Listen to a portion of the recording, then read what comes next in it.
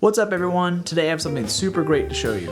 Picture this. You just transcribed an awesome solo and now you have this amazing 2/5 lick that you just learned. Well, you learn it in all 12 keys and story over, right? Wrong. You can take that lick and double it using what I like to call tritone tricks. Let's check it out right now.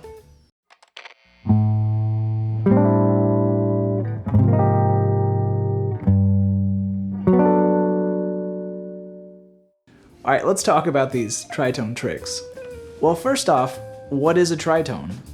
Well, the tritone summons the devil. Well, back in the day it was thought to, but today it's just the interval between the 4th and the 5th.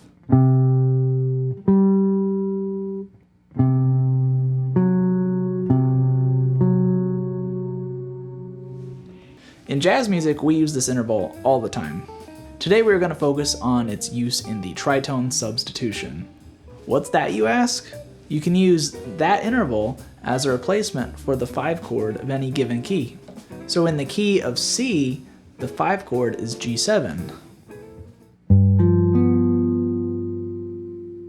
Now go up a tritone from that, and boom, you have the tritone substitution of the dominant chord.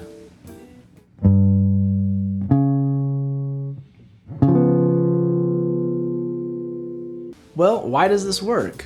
Simply put, they share the same 3rd and 7th.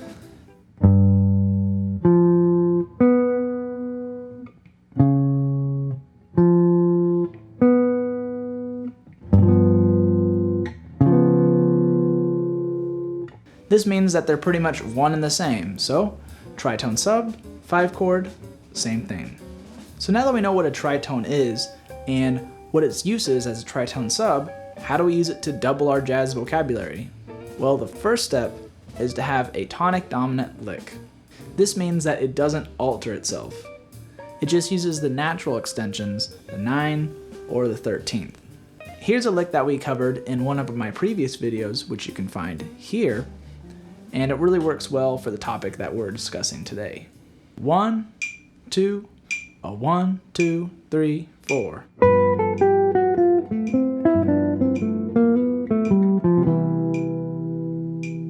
So now all we do is we play that line over the tritone sub of the chord that we're playing over. So this chord is played over a G7. So first you go up a tritone, then you turn that into a dominant chord, and that becomes D flat dominant 7, and now you play that same lick over D flat dominant 7, and it'll work out over G7 because of our tritone sub principle. A 1, 2, a 1, 2, 3, 4.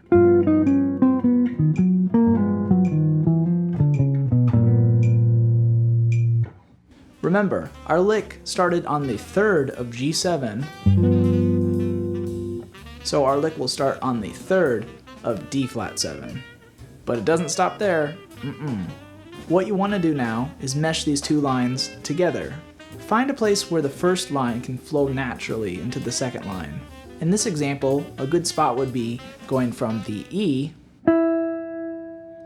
and then that can go up to the F, and that turns out to be the starting point of our lick that starts on D flat 7.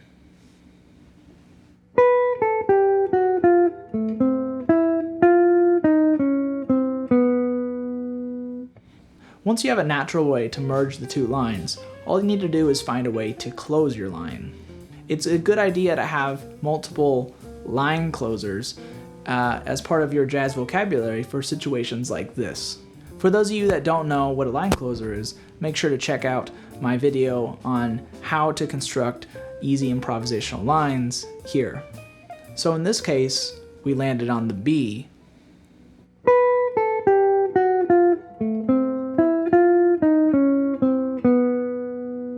And now that we're on that B, we have to find a line closer that starts with B.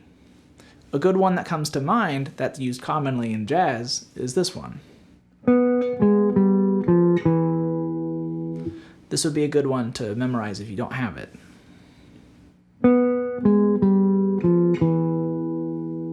So our full lick together sounds like this. 1, 2, a 1, 2, 3, 4.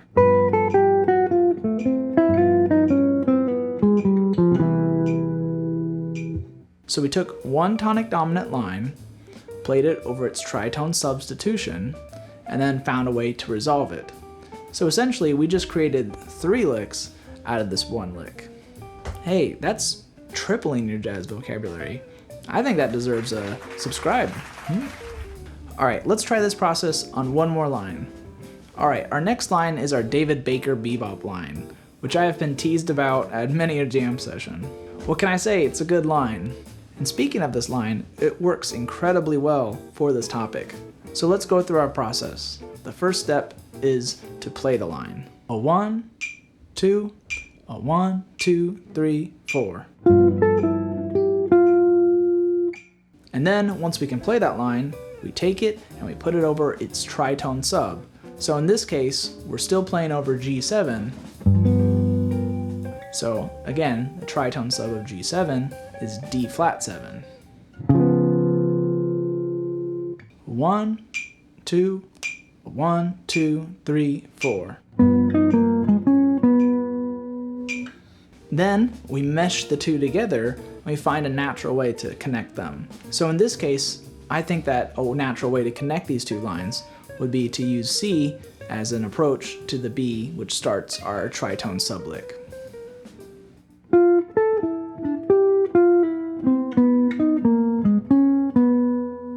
And then once we have a way to mesh the two together naturally, we have to find a line closer.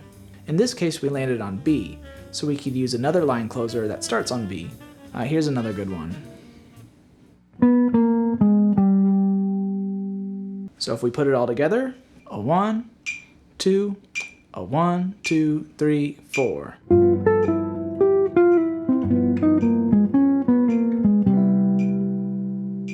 You can find these line closers from transcribing the solos of the masters and look at how they close their lines. Oftentimes, they'll use a lot of the same phrases.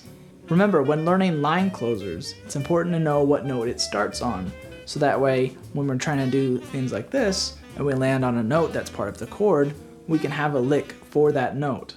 Okay, so we have 2 different examples on how to use tritones to double our jazz vocabulary. Now, how do we apply it to our own playing? First, it's important to have a couple of these tritone trick licks that you know really, really well.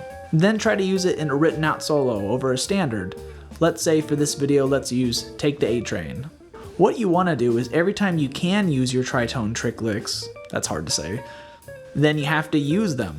Every time you can use them, do. I wrote a small etude over the first A section of Take the A Train, and it uses both of our tritone trick licks that we went over in this video. Hopefully by watching this etude, it'll show you how to take these licks and put them directly into your written out solo, so that way you can further digest it in your own improv. Alright, let's check this out. A 1, 2, 1, 2, 3.